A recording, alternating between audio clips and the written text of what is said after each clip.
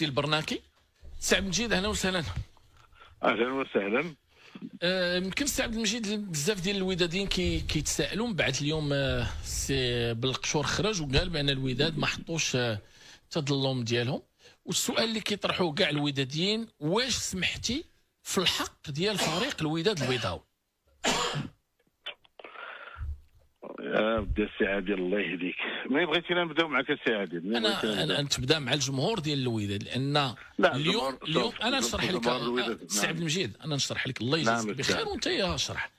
الجمهور ديال الوداد الجمهور ديال الوداد كيتسائلوا اليوم كونفيرماها السي عبد المجيد السي بالقشور بانه الوداد البيضاوي سمح في الحق ديالو ديال الرتبه الرابعه لانه ما حطش التظلم وما حطش مساطر القانونيه. شنو الاجابه ديالك على هذاك الشيء اللي قال السي بالقشور؟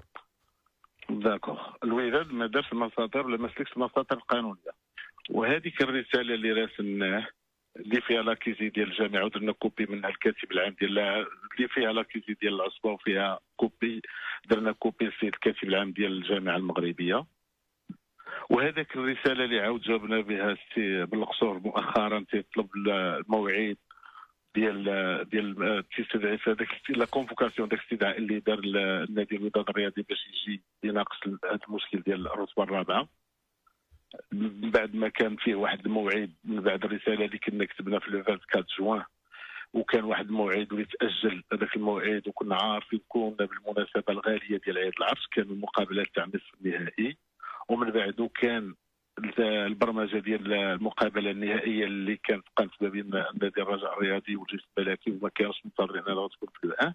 من بعد هذا الشيء كامل تم لا كونفوكاسيون تاع النادي الوداد الرياضي من بعد مساله المقابله النهائيه سنه 2 3 4 استدعوا نادي الوداد الرياضي.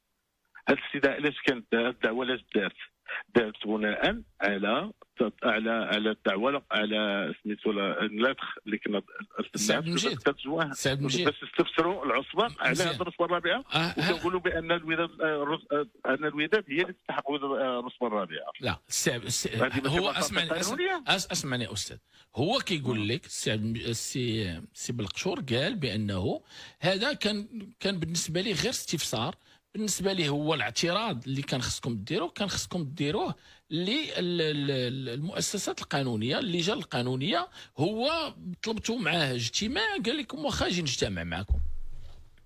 لا الله يخليك السي عادل العمر، راه في الطلب ديال الاودينس راه في لا بروتيستاسيون ديال هذاك ديال الترتيب، يعني الموضوع راه مفهوم ومعروف علاش، ماشي جينا وطلبنا هكاك استدعاء هكاك اودينس نمشيو نجلسوا نشوفوا بعضياتنا.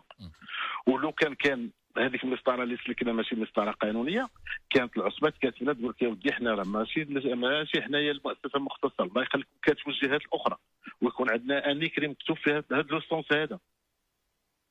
الله يخليك السي عادل، احنا بالنسبه لنا تكلمنا مع السي بالقشور، صيفطنا هذيك لا ليتر دوديونس باش نشوف التظلم ديالنا ونشوف شنو صار.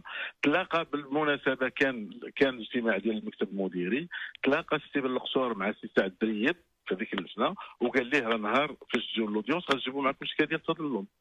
اش اللي وقع؟ حنا كنا غادي نمشيو لهذاك الاجتماع ونديو معنا التظلم واللي غادي تحيلوا العصبه على اللجنه المختصه، لحقاش هنا الوداد ما كانت طرف حتى في نزاع في اللجان القانونيه، اللي كان طرف الدعوه كانت نادي الشباب السوالم وكان الاتحاد الرياضي التروقي. احنا بالنسبه لنا ان العصبه هي اللي فترت ديك الاحكام ودارت داك الترتيب، وتفاجئنا ان الترتيب كان قبل في الوداد الرابعه من بعد يومين ولات الوداد الخامسه، الوغ كو قانونيا ومفروض وزاره الاعراف ان البرمجه ديال المقابله الاخيره ما خصها تكون تقوموا كاع لي ريزلتا كاملين ديال المقابلات كاملين. وحنا ملي درنا طلبنا هاد الاودينس وماشي قانونيه، كانت كاتبنا العصبه ما كانتش كديروا في ماشي قانوني، ها اللي قانوني ها اللجنه المختصه، وجينا كيتا في هذا الخصوص بهذا الاطار. داكور، ولكن علاش ما درتوش التظلم ديالكم للجان القانونيه؟ والله يخليك حنا ما عندنا حتى شي دعوه قانونيه ولا عندنا العصبه خرجت الترتيب ومن بعد خرجت الترتيب تطلبوا استفسار علاش خرجت الترتيب. راه المفروض حنايا ما نكونوش عارفين كاع ديك الدعوه والاشهر ليها في ديك الدعوه ديال شباب السوالم مع التوارقه. حنا العصبه خرجت الترتيب، من بعد كتخرج الترتيب، حنا هما بروتيستي هذا الشيء هذا وطلبنا اودينس. فهذيك الاودينس تلاقى السي بالقصور مع السي سعد الدرياب وقال لي خصكم تجيبوا تظلم باش نرفعوا الجهات ديال النزاعات. حنا في ديك الاودينس اللي تاجلات كنا غادي نديو معنا وكنا موجدين رساله التظلم. تاجلات، فاذا تاجلات وعارفين حنا على تاجلات على مناسبه ديال المقابله تاع النصف النهائي والمقابله تاع النهائي اللي تبرمجوا في نفس الاسبوع. من بعدها جات دعوه بان النادي الوداد الرياضي، انا كنتفاجئ اليوم ان المكتب المديري انا كنحسب لي راه دات الجلسه ولا راه دار موعد الجلسه باش انهم الناس ديال النادي الوداد الرياضي يترافعوا ويديو معهم ديك الرساله ديال التظلم. هذا هو اللي في بالي انا. واخ بغيتي تقول لي بانه انتم طلبتوا من العصبه التفسير على هذا، قال لكم غادي تجيو عندنا تجيبوا التظلم وحنا اللي غادي نراسلوا اللجان القانونيه. اي هما اللي غادي يرسلوا غيستفسروا. السؤال وخصوصا ان الحكم الابتدائي كان في صالح نادي الوداد الرياضي. بعد ما طلعنا للوسط راه ما تم تغيير الحكم الاستئنافي مع الغاء الاهداف، الوغ كو الفصل 107 ما فيش هذا الشيء كامل. وهذا الشيء هذا هو الاتجاه اللي كنا غاديين فيه باش ندافعوا على نادي الوداد الرياضي، وهذا هو التظلم اللي كنا غاديين به.